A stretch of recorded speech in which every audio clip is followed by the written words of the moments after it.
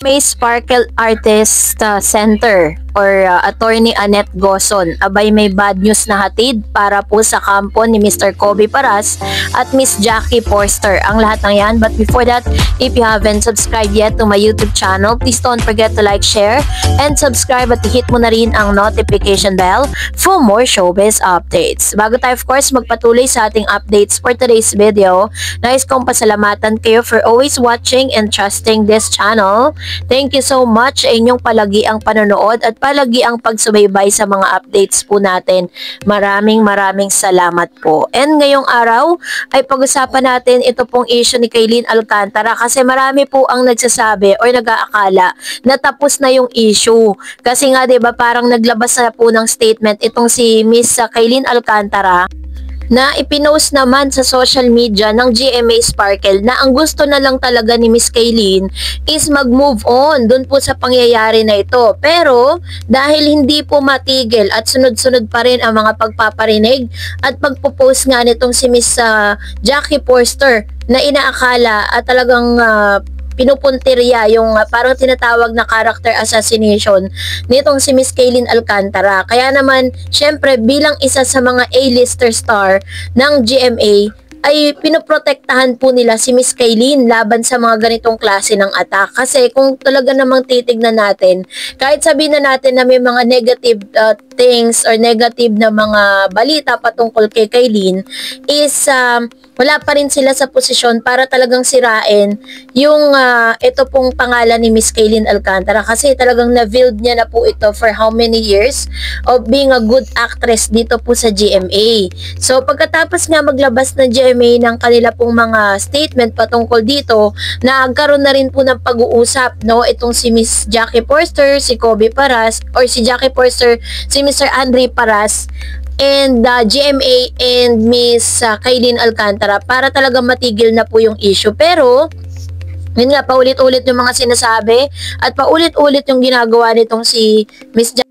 Base po sa isang source or base po sa mga online news and articles na tila baga kinansela na, no, nito pong GMA ang ilan sa mga guesting na sana ay naroroon si Kobe Paras sa tabi nitong si Miss Kaylin dahil isa rin sana sila sa mga magiging love team or stars ng nasabing network. Pero dahil po sa ginagawa nito is tila parang nahadlangan ito, no, yung mga ginawa ni Jackie sa publiko nung siya po ay post ng kanyang lengthy statement at may mga binabasa pa siya, tapos sinasabi niya pa sa mga nagtatanong sa kanya na meron siyang resibong ilalabas na makakasira sa pangalan nitong si Miss Kaylin. So dahil dyan, syempre kailangan po na parang to protect Miss Kaylin Alcantara as one of the big artists po ng GMA, sila na po mismo ang gumawa ng sanction para dito kay Kobe. Na imbis na kasama siya dun po sa mga guesting at ilan sa mga project sana nitong si Kobe at saka ni Kaylin, ang ang GMA na po ang gumawa ng paraan para i-cancel ang lahat ng ito to protect also the peace of both parties. Na dahil dito ko po napag-conclude na kaya rin pala nung hiwalayan ni Mavi Legaspi at saka po nitong si Kaylin Alcantara, itila baga lumamlam yung career nitong si Mr. Mavi, diba? Hindi siya masyadong binibigyan ng mga projects kasi nga parang ang GMA po is mas pinipili si Miss Kaylin Alcantara kesa dun sa mga other stars kasi nga kinoconsider siya sa biggest star ng GMA. So yun po yung ilan sa mga parang consequences sa mga nagaganap na ito. So ang pinag-aalala lang tuloy ngayon ni Miss Kaylin Alcantara, nag-aalala siya sa kalagayan ni Kobe Paras dahil si Kobe po is prior to this incident or prior dito sa breakup issue, meron palang dinaramdam na tinatawag na depression or anxiety itong si Mr. Kobe Paras, no? Parang nag-undergo siya para sa medication nito. Pero sabi naman ng mga netizen is mukhang hindi naman daw made-depress at ma-anxiety itong si Kobe pagkatapos ng lahat ng ito dahil napapabalita na hindi pa man po umaabot ng 2 o 3 linggong kanilang hiwalayan, ay meron na pong kumpirmadong girlfriend itong si Kobe na nakasama niya pa nga sa Bali, Indonesia, na talagang hinanap at kinalkal pa ng mga netizen ito pong nasabing nasabing babaeng ito, no. So Ang pinaka moral lesson lang dito is dapat itong si Jackie hindi na po siya nagsalita against Miss Kaylin katulad ng ginagawa ni Kaylin ngayon. Never po siyang naglabas ng statement at nanatili siyang tahimik dahil yun po yung kanyang tinatawag na silent revenge or silent revenge dun po sa mga umaatake no sa kanya pong career ngayon sa showbiz.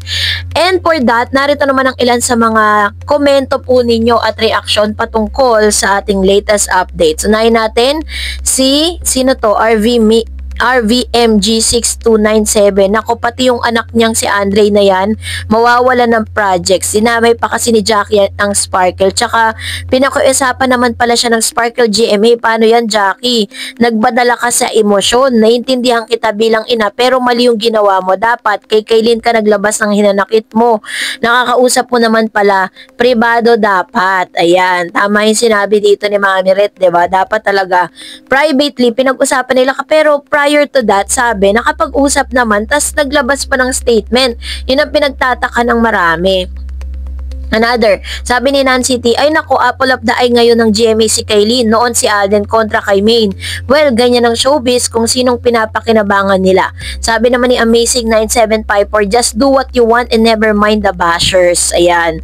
So, ito naman yung kanyang komento. Alam mo, totoo po yan, isa sa mga apple of the eye ngayon ng GMA, itong si Miss Kaylin, kasi kung makikita nyo na may potential naman talaga siya when it comes to drama, when it comes to, sa mga proyektong nilalabas sa kanya, talaga na very successful.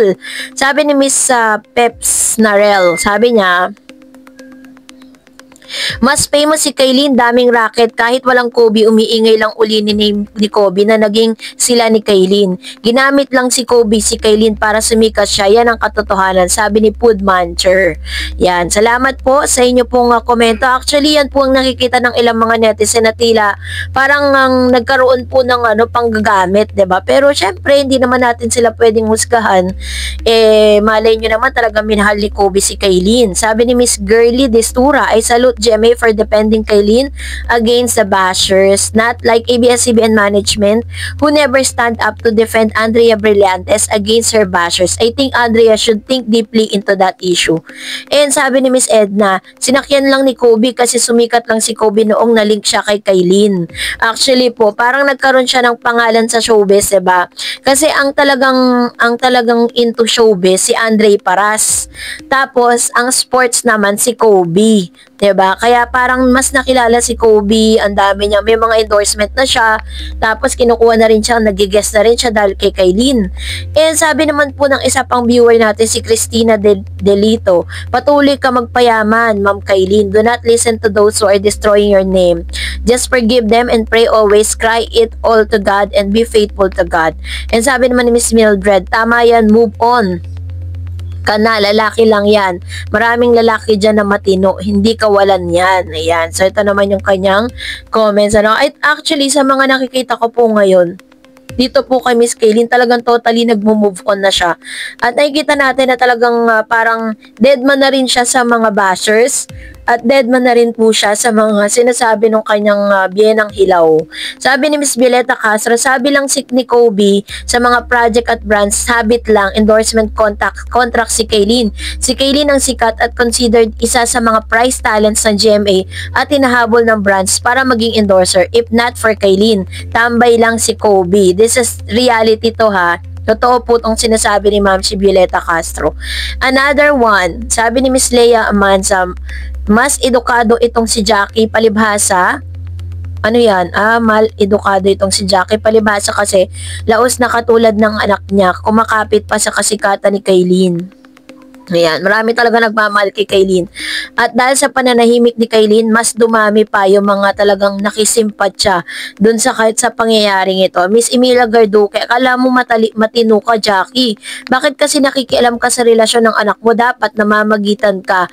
Di yung naninira ka pa. Di mo ba na-gets yung anak mo ang yung cheat? Dapat tumigil ka na, Jackie. Takot ang anak mong mag-bash. Shut up your mouth, okay? Ayun. So, totoo yan. Parang takot talaga. Kasi nga meron po siyang anxiety, depression eh.